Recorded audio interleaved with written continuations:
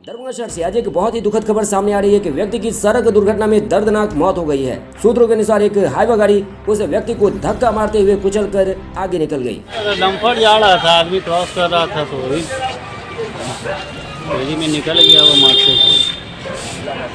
क्या स्थिति थी उस व्यक्ति की?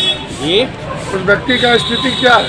बॉडी का फेस तो एकदम चूर हो गया था, फेस से पता नहीं चल पाया कौन है। गाड़ी अपना निकल गया।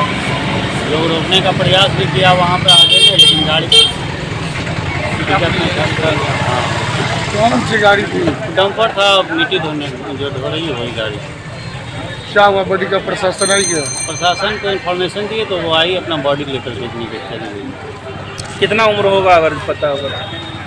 किसका? जो मरा है तो ये लगभग 40 प्लस 40 से ऊपर होगा। 40 प्लस है। क्या लग रहा है? कोई मॉर्निंग वॉक? नहीं, मॉर्निंग वॉक में तो नहीं निकला था वो। कैसा व्यक्ति था? कुछ नॉर्मल वे में मजदूर क्लास का लग रहा था देखने में। कितना बजे घटना होगी? ये लगभग 4 साढ़े 4 बजे। आप उस समय यहीं पर थे? हम यहाँ पे बैठे हुए थे। क्या नाम हुआ? राजेश कुमार। लोग अभी तक लेके